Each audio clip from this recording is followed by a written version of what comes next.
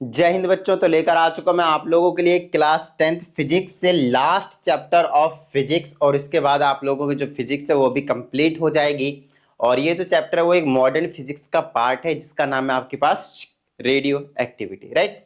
चलिए, radio activity को समझने से पहले डायरेक्टली मैं आपको रेडियो एक्टिविटी का मतलब या फिर कुछ भी चीजें नहीं बताऊंगा।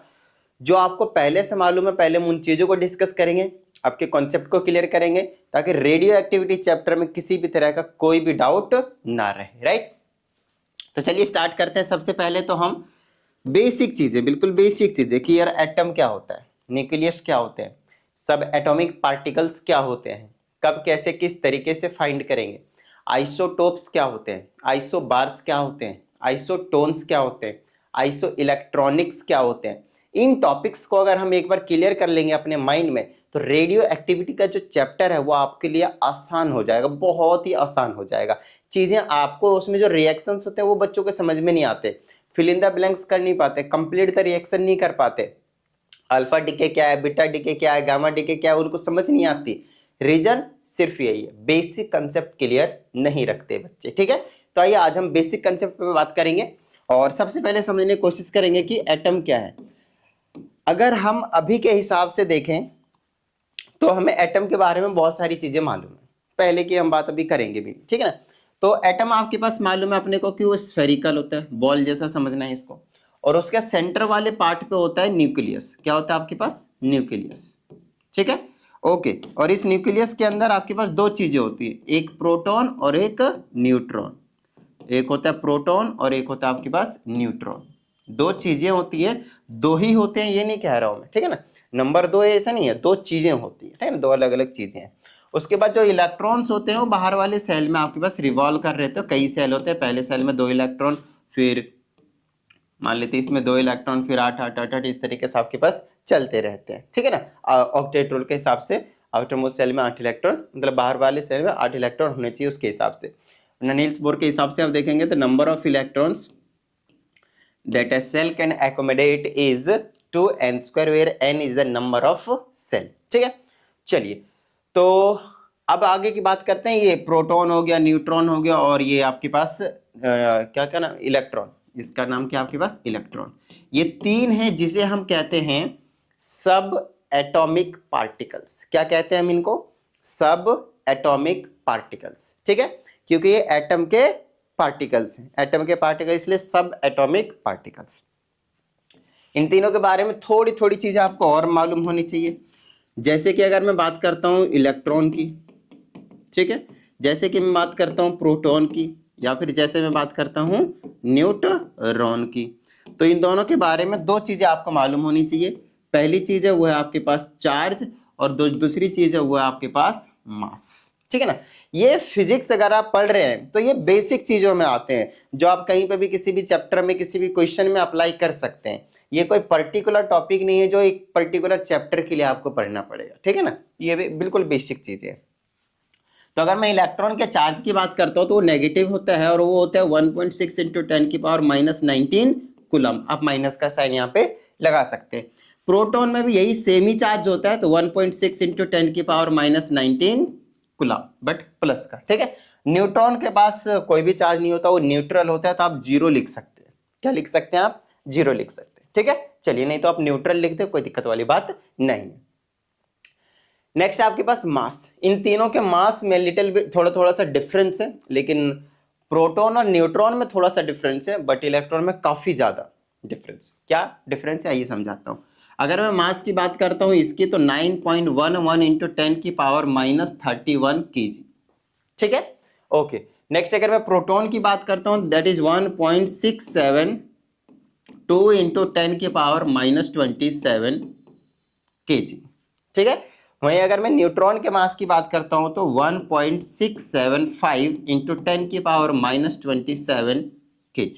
इन दोनों का मास, प्रोटॉन और न्यूट्रॉन का जो मास है वो नियरली इक्वल है, नियरली इक्वल है, ठीक है। अच्छा, लेकिन ये वाली चीज देखिए, लेकिन थोड़ा सा ज्यादा है न्यूट्रॉन की, देख सकते हैं आप यहाँ से 1.67 तो दोनों में common, but after that it contains 2 but it contains 5। Okay, ऊपर की अगर आप बात करेंगे तो 9.11 इंटू 10⁻31 kg है आपके पास, ठीक है ना। वो 31 kg, ध्यान रहे पावर अगर नेगेटिव में है तो जितना ज्यादा पावर नेगेटिव में, उसका उतनी ही वैल्यू क्या है, कम है। लगभग इससे 10,000 ज्यादा है ये वाला मास, प्रोटॉन और न्यूट्रॉन 10,000 इसके मुकाबले, किसके मुकाबले, इलेक्ट्रॉन के मुकाबले। तो सबसे हैवीएस्ट आपके पास ये है, इस ऑर्डर में मैंने लिख रखा है, ये सबसे लाइटेस्ट, फॉर मोर उसकी सबसे ज्यादा हैवीएस्ट है इन तीनों में, ठीक है। चलिए, तो ये हो गई बात हमारी सब एटॉमिक पार्टिकल्स के चार्ज की और साथ ही उसके मास की। Got it. चलिए, अब हम कुछ ऐसे टर्म्स को डिस्कस करने वाले हैं जो बहुत ज्यादा इंपॉर्टेंट है, और यहाँ पे स्पेशली रेडियो एक्टिविटी चैप्टर में आप उनको बहुत ज्यादा फ्रीक्वेंटली यूज करने वाले हैं। बहुत ही ज्यादा इंपॉर्टेंट जो टर्म्स हैं उसे आपको मैं बताने जा रहा हूं। तो पहला हो गया आपके पास प्रोटॉन्स। चलिए एटॉमिक नंबर की बात कर लेते हैं, इनको आपको निकालना जरूर आना चाहिए। दूसरे की अगर हम बात करते हैं तो वह आपके पास प्रोटॉन्स, ठीक है। तीसरे की अगर हम बात करते हैं तो वो हो गया आपके पास इलेक्ट्रॉन्स। चौथे की अगर हम बात करते हैं तो वो हो गया आपके पास न्यूट्रॉन्स। और पांचवे की अगर हम बात करते हैं तो वो हो गया आपके पास मास नंबर। ये 5 चीजें आपको कैलकुलेट करनी आनी चाहिए किसी भी एक पर्टिकुलर एटम में, क्योंकि यही जो है वो हमारे अल्फा डीके, बीटा डीके और गामा डीके को समझने में बहुत ज्यादा हेल्प करेंगे। और इस चैप्टर में से वही इंपॉर्टेंट है भाई। एक तो alpha beta gamma decay important है, और दूसरी चीज है nuclear fusion and nuclear fusion. ये 2 चीजें वहां से इंपॉर्टेंट है। तो पूरे चैप्टर में अगर आप बताया जाए तो यही चीजें आपके पास इंपॉर्टेंट है, अल्फा बीटा गामा और उधर से न्यूक्लियर फ्यूजन एंड फ्यूजन। थोड़े बहुत एप्लीकेशन वगैरह हम पढ़ लेंगे और नॉर्मल सी चीजें आपको इजीली समझ में आ जाएंगे, है ना। थोड़ी सी हम देख लेंगे किस तरीके से हम इनसे बच सकते हैं, थोड़े से हार्मफुल इफेक्ट्स होते हैं, तो उन सारी चीजों को हम नॉर्मली डिस्कस कर लेंगे। बट ये जो टॉपिक हमने आपको समझाया वो सबसे ज्यादा इंपॉर्टेंट है, ठीक है। चलिए, तो अब हम बात करेंगे इन 5 चीजों की, और ये 5 चीजें हम कैसे कैलकुलेशन करेंगे उन सभी चीजों की भी हम बात कर लेते हैं। तो आइए स्टार्ट करते हैं। सबसे पहले हम एटॉमिक नंबर से, protons, electrons, neutrons, mass number, सारी चीजें देखनी पड़ेगी। एक चीज समझिएगा, किसी भी एटम का जो मास नंबर होता है, जैसे अभी हमने आपको बोला कि भाई ये हमारे पास एक कोई भी एटम है, ये अगर मेरे पास न्यूक्लियस है, तो एक चीज आपने देखा कि जो प्रोटॉन और न्यूट्रॉन है वो तो न्यूक्लियस में लाई कर रहा है, प्रोटॉन एंड न्यूट्रॉन जो है वो न्यूक्लियस के अंदर लाई कर रहा है, और जो इलेक्ट्रॉन है वो बाहर सेल में घूम रहे होते हैं, बाहर वाले सेल में घूम रहे होते हैं।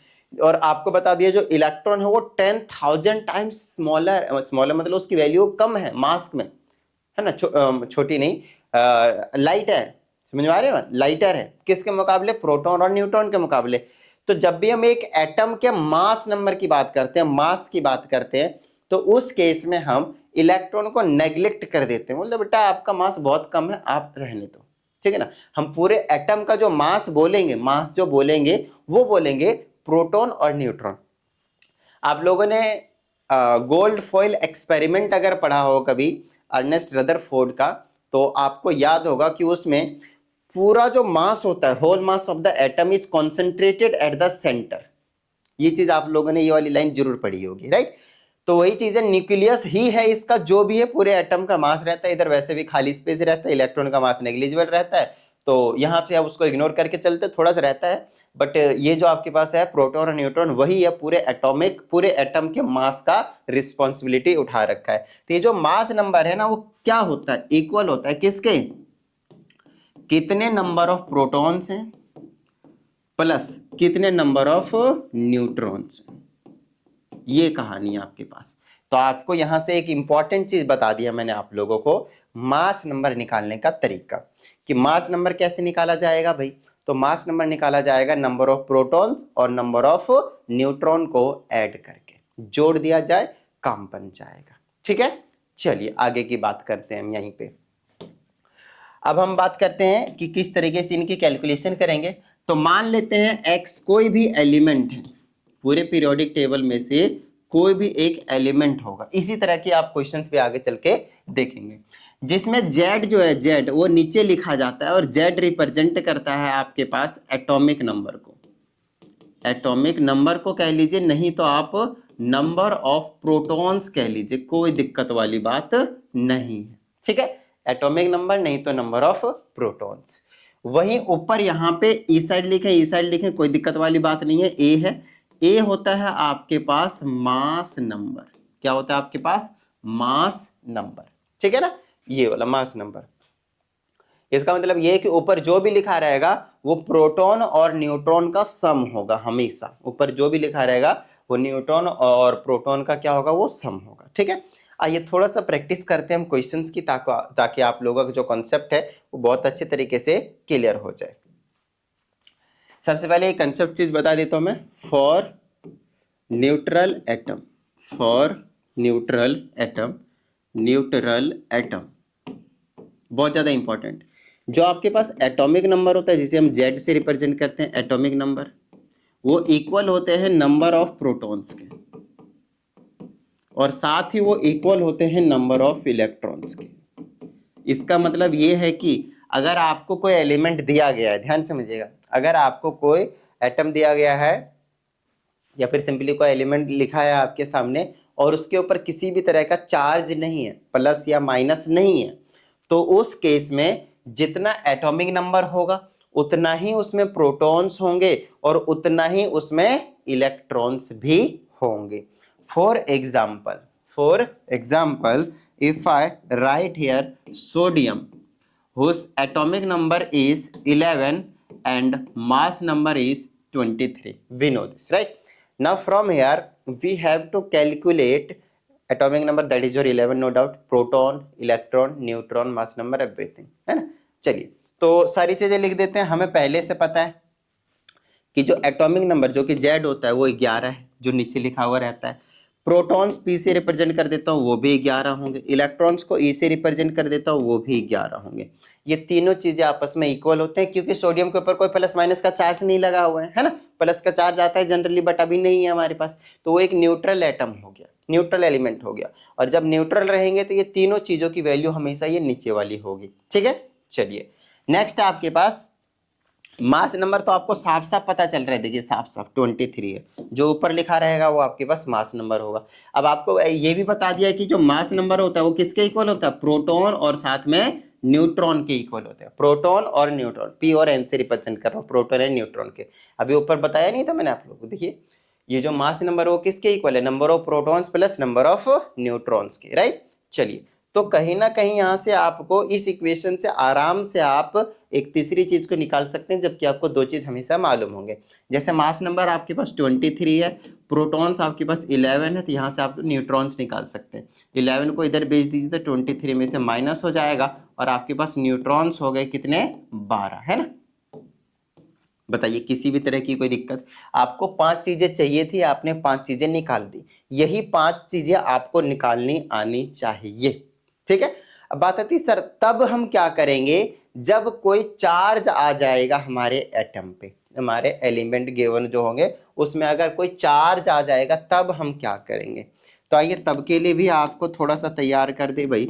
मान लेते हैं यही था सोडियम +1 11 23 ऐसे दिया है, तो सारी कंसेप्ट बिल्कुल सारे के सारे कंसेप्ट बिल्कुल सेम रहने वाले हैं, इतना सा भी चेंज नहीं आएगा कंसेप्ट में। तो सर चेंज कहाँ आएगा? चेंज आएगा नंबर ऑफ इलेक्ट्रॉन्स में, नंबर ऑफ इलेक्ट्रॉन्स में।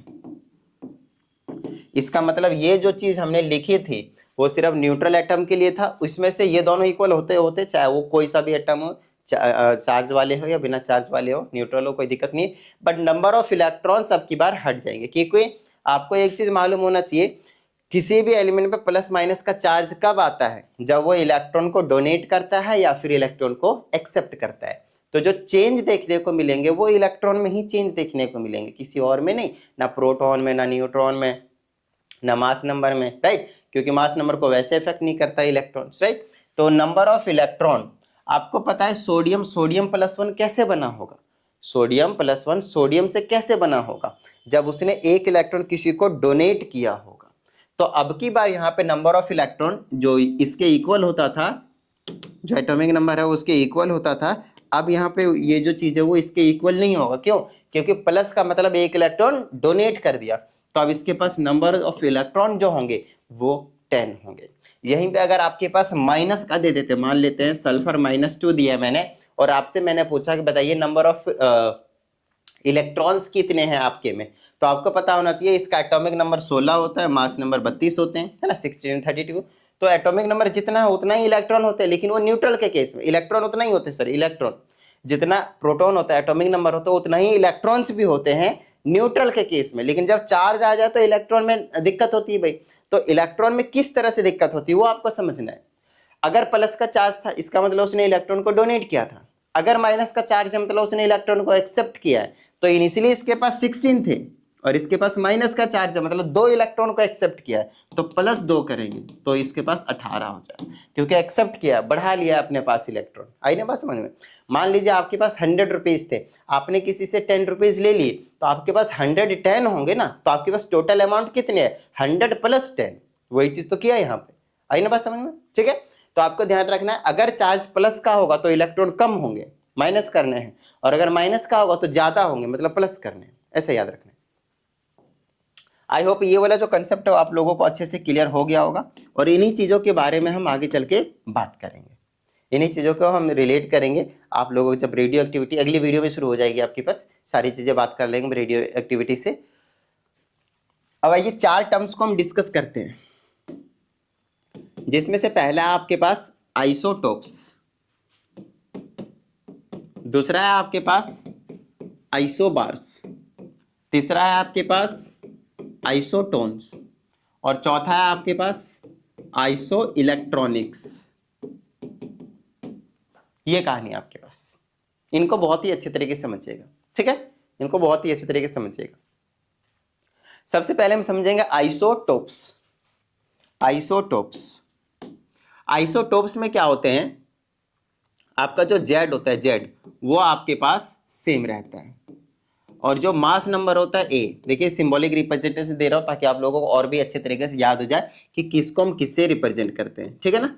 चलिए, तो ए होता है आपके पास मास नंबर, और मास नंबर इस केस में होता है डिफरेंट, अलग होते हैं। तो ऐसे कुछ आपके पास एग्जाम्पल्स देखने को मिलेंगे जहां पे मास नंबर भी और ये क्या नाम है इसका, मास नंबर तो अलग अलग होते हैं लेकिन एटॉमिक नंबर सेम ही होते हैं। बोलेंगे सर ऐसा क्या होता है, देखिए बहुत सारे एग्जाम्पल्स हैं, आपको एटलीस्ट एक तो याद ही रखना चाहिए, 1 या 2, ठीक है ना। चलिए, जैसे कि कार्बन है, हमें पता है एटॉमिक नंबर 6 है और उसका मास नंबर 12 होता है, आपको सिर्फ यही पता है। लेकिन कार्बन का एटॉमिक नंबर 6 होता है, ये तो सही बात है, लेकिन मास नंबर उसके 13 भी होते हैं और मास नंबर उनके 14 भी होते हैं। तो अब बात आती सर हमें पता क्यों नहीं है ना। आपको पता है, आपने पहले पढ़ा भी है ना।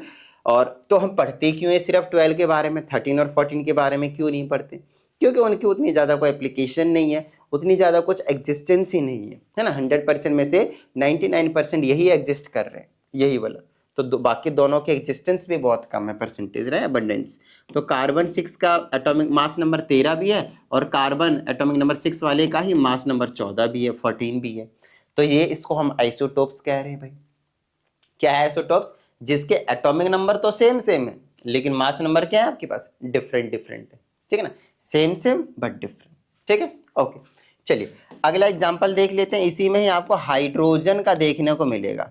हाइड्रोजन के भी 3 होते हैं आइसोटोप्स, एटॉमिक नंबर तो आपको 1 1 देखने को मिलेंगे, लेकिन मास नंबर 1 2 और 3 देखने को मिलेंगे, ठीक है। पहले को प्रोटियम कहते हैं, दूसरे के ड्यूटेरियम कहते हैं, और तीसरे को ट्राइटियम कहते हैं। आप लोगों ने क्लास 9th में study of the first element hydrogen में हमने आपको इसके बारे में सारी चीजें बता रखा है, राइट। और भी कई आपके पास, जैसे कि नाइट्रोजन हो गया आपके पास 7 7 14 15, देख लीजिए एटॉमिक नंबर सेम सेम लेकिन mass number different different. Chlorine भी होता है, atomic number 17 17, mass number 35 and 37। तो आप लिख सकते हैं, कोई दिक्कत वाली बात नहीं है, बाकी आप 1 2 याद रखेंगे तो दैट इज इनफ। नेक्स्ट आपके पास आइसोबार्स। आइसोबार्स में आपको ठीक इसी का ही आपको उल्टा देखने को मिलेगा। इसका मतलब क्या है, ऐसा करते हैं, इसको अभी साइड करते हैं और आइसोबार्स को थोड़ा इधर करते हैं। आइसोबार्स, चलिए इसमें जेड को अब की बार हम क्या करेंगे, डिफरेंट कर देंगे। इसमें हम क्या करेंगे, जेड को डिफरेंट कर देंगे और जो ए रहेगा उसको हम सेम कर देंगे। इसी का ही उल्टा है आपके पास, ठीक है ना। अब की बार नीचे वाले सेम डिफरेंट होंगे, ऊपर वाले सेम होंगे, और कुछ नहीं। इसका एग्जांपल है एक आर्गन होता है और एक आपके पास कैल्शियम होता है, कैल्शियम होता है। इसका भी आपके पास मास 40 होता है, इसका भी मास 40 होता है, लेकिन एटॉमिक नंबर इसका 18 है बट इसका एटॉमिक नंबर 20 है। देखिए देखिए बिल्कुल सेम एग्जांपल हो गया बट डिफरेंट वाली होगी, जो यहाँ पे था उसके हिसाब से मैंने लिख दिया। आप इनके भी लिख सकते हैं, यहीं से लिख देंगे ये 14 है ये 14 है। देखिए एटॉमिक नंबर डिफरेंट है लेकिन मास नंबर सेम सेम है। तो आप कार्बन का भी एग्जांपल लिख सकते हैं, एक का एटॉमिक नंबर हमने 6 लिया और नाइट्रोजन का हमने 7 लिया। एटॉमिक नंबर डिफरेंट हो गया लेकिन कार्बन का मास 14 भी होता है। अरे यहाँ पे क्या लिख दिया, ये नाइट्रोजन है, ये आपके पास नाइट्रोजन है और ये मास नंबर आपके पास 14 है। अब देख सकते हैं एटॉमिक नंबर डिफरेंट है 6 और 7 लेकिन मास नंबर दोनों का सेम सेम है। आप आइसोटोप्स वाले का भी एग्जांपल लेकर लिख सकते हैं, कोई दिक्कत वाली बात नहीं है। ठीक है, तो इसको हम कहते हैं भैया आइसोबार्स। आई होप आपको क्लियर हुआ होगा, राइट। चलिए अब आइसोटोन्स और आइसो इलेक्ट्रॉनिक्स भी समझ लेते हैं। नोट्स साथ साथ में बनाते जाइएगा, नहीं तो आगे चल के आप लोगों के साथ हो सकती है दिक्कत। ठीक है, चलिए आइसोटोन्स, भाई डाउट तो नहीं आ रही किसी को कुछ भी? Iso electronics, iso electronics. ठीक है, अगर आप लोगों को डाउट आ भी रही है तो आप क्या करें 7428525669 इस व्हाट्सएप नंबर पे आप क्या करें अपने डाउट को भेज दें। ठीक है, आप लोगों को प्रॉपर वीडियो सॉल्यूशन मिल जाएगा। और अगर उसके बाद भी आप लोगों को किसी भी तरह की कोई प्रॉब्लम आती है तो मैं आप लोगों को रेकमेंड करूंगा पर्सनल ऑनलाइन क्लास, जहाँ पे मैं आप लोगों के साथ बैठूंगा पूरे 1 घंटे और उस 1 घंटे के इंटरवल में मैं ट्राई करूंगा कि आप लोगों के जितने भी कॉन्सेप्ट्स में प्रॉब्लम होंगे उसे क्लियर करवाने की, और साथ ही जो भी आप लोगों के डाउट क्वेश्चंस होंगे उसे क्लियर करवाने की। ठीक है, चलिए तो आगे की बात कर लेते हैं हम फटाफट आइसोटोन्स की और साथ ही आपके पास आइसो इलेक्ट्रॉनिक्स की। अब देखिए आइसोटोन्स में सिर्फ आपको एक चीज समझनी है कि सेम नंबर ऑफ न्यूट्रॉन्स होने चाहिए, बाकी आपको कुछ नहीं देखना, सिर्फ और सिर्फ क्या होने चाहिए, सेम न्यूट्रॉन्स होने चाहिए। ठीक है ना, न्यूट्रॉन्स होने चाहिए। आई ना बात समझ में? तो ये आपको एग्जाम्पल थोड़ा सा सोच समझ के लिखना पड़ेगा। मान लेते हैं मैंने कार्बन का 6 लिखा और इसका मैंने ले लिया मान लेते हैं कि 12 वाला, इसका ले लिया हमने क्या 12 वाला। तो माइनस करेंगे तभी तो, ऊपर वाले में से नीचे वाले को माइनस करेंगे। देखिए न्यूट्रॉन्स कैसे निकलता है, a माइनस जेड से। क्यों? क्योंकि a इज इक्वल टू क्या था, z प्लस n था ना। प्रोटॉन, z की जगह आप क्या लिख सकते हैं, z की जगह आप क्या लिख सकते हैं, प्रोटॉन, प्रोटॉन प्लस न्यूट्रॉन, तो एक ही बात है वो। ठीक है ना, तो ऊपर वाले में से नीचे वाले को आप जब भी माइनस करेंगे तो आपके पास क्या मिल जाएगा, यस आपको मिल जाएंगे न्यूट्रॉन्स। ठीक है ना, क्या मिल जाएगा, न्यूट्रॉन्स। अच्छे से याद रख लीजिएगा इसको। तो 12 में से 6 जाएगा तो 6 बचेगा। तो आपको एक और ऐसा सोचना है जिसमें 6 ही आए, जिसका 6 ही आए। ठीक है ना, तो ऐसा ले लेते हैं भाई। और अगर ना बना पाए तो इसको आप ऊपर इसके आइसोटोप्स वाले के एग्जांपल ले लें। जैसे मैंने मान लो कि इसका 14 ले लिया तो अब तो 8 आ रहा है, तो अब आप ऑक्सीजन के एग्जांपल ले सकते हैं। ये 8 ये 16 इसका होता ही होता है, तो यहाँ पे भी नंबर ऑफ न्यूट्रॉन्स क्या होंगे, 8 होंगे। इस तरह से आपको अलग अलग सोचकर आप लिख सकते हैं, बिंदास, कोई टेंशन वाली बात नहीं। अब दूसरा भी सोच लेते हैं। देखिए मान लेते हैं मैंने नाइट्रोजन को चूज किया, एटॉमिक नंबर 7 है और इसको मैंने 15 ले लिया, तो माइनस करेंगे तो कितना हो जाएगा, 8 हो जाएगा। अब इसमें से कोई सा एक ले लीजिए जिसका एटॉमिक नंबर वैसे ही आपके पास न्यूट्रॉन्स आपके पास 8 आने वाले हैं, तो ये भी आपके पास एग्जांपल हो गया। तो ये जो चीजें हैं ना आपको थोड़ा सा सोच समझ कर लिखना पड़ेगा और कुछ नहीं, बाकी है बहुत ज्यादा इजी। ठीक है ना, बाकी है बहुत ज्यादा इजी। आइए हम बात करते हैं अब आइसो इलेक्ट्रॉनिक्स की। देखिए आइसो का मतलब जिसमें जिसमें सब में चारों टर्म्स में आइसो लगे थे, आइसो का मतलब सेम होता है और उसके बाद जो लिखा है उसका मतलब जो भी चीज सेम होती है उसी चीज को इंडिकेट कर रही होती है। ठीक है ना, जैसे कि आइसोटोप्स, अगर हमने पहले की बात करी आइसोटोप्स, तो आइसो का मतलब सेम और टोप्स का मतलब एटॉमिक नंबर, खत्म बात। ठीक है ना, यहाँ पे आइसो का मतलब सेम और बार का मतलब मास नंबर, ऐसे आपको याद रख लेना। ठीक है ना, आइसो का मतलब सेम और टोन्स मतलब न्यूट्रॉन, आइसो का मतलब सेम और इलेक्ट्रॉनिक्स मतलब यहाँ पे इलेक्ट्रॉन की बात करेंगे, तो यहाँ पे नंबर ऑफ इलेक्ट्रॉन सेम हो रहे होंगे। ठीक है ना, तो ऐसे स्पीसीज जिसके नंबर ऑफ इलेक्ट्रॉन्स सेम होते हैं, नंबर ऑफ इलेक्ट्रॉन्स जो होते हैं वो आपके पास सेम होंगे। बोलेंगे सर ये चीज हमें कैसे पता चलेगी, कोई दिक्कत वाली बात नहीं है। हम इलेक्ट्रॉन को कम ज्यादा वैसे ही कर सकते हैं, इलेक्ट्रॉन को डोनेट करके, नहीं तो इलेक्ट्रॉन को एक्सेप्ट करवा के भाई। तो आइए मैं आपको समझाता हूं। ओके, मान लीजिए ये नियोन है जिसका एटॉमिक नंबर 10 है, तो न्यूट्रल है तो इसका इलेक्ट्रॉन्स भी 10 होंगे। हमें इलेक्ट्रॉन्स के बारे में बात करनी है वैसे भी। तो न्यूट्रॉन्स सॉरी इलेक्ट्रॉन्स जो है इसमें कितने आपके पास 10 है। अच्छा एक बात बताइए, अगर मैं इससे अगले वाले की बात करता हूँ जो कि सोडियम है, 11 नंबर पे आता है, तो इसमें इलेक्ट्रॉन भी 11 होंगे। लेकिन मैं ऐसा नहीं करवा सकता, इसको मैं +1 लिख देता हूँ। अब अगर मैंने इसमें +1 लिखा है तो इसने एक इलेक्ट्रॉन को डोनेट कर दिया, तो इसके पास जो इलेक्ट्रॉन बचे वो तो 10 ही बचे ना भाई। तो अब देखिए इसमें जो 10 इलेक्ट्रॉन थे इसमें भी 10 इलेक्ट्रॉन है, तो दोनों बन गए ना आइसो इलेक्ट्रॉनिक्स। और अगले वाले को ले लीजिए मैग्नीशियम, उसमें +2 चढ़ा दीजिए, 12 नंबर पे होता है, 12 इलेक्ट्रॉन थे, 2 इलेक्ट्रॉन को डोनेट करवा दिया, अब उसके पास 10 बच गए, तो अब ये तीनों आइसो इलेक्ट्रॉनिक्स बन गई। है ना बात समझ में। उसी तरह से आपके पास एल्युमिनियम +3 चढ़ा दीजिए, आपके पास 10 इलेक्ट्रॉन ही बचेंगे, 13 पे होता है, 10 बचे, 3 डोनेट कर दिया।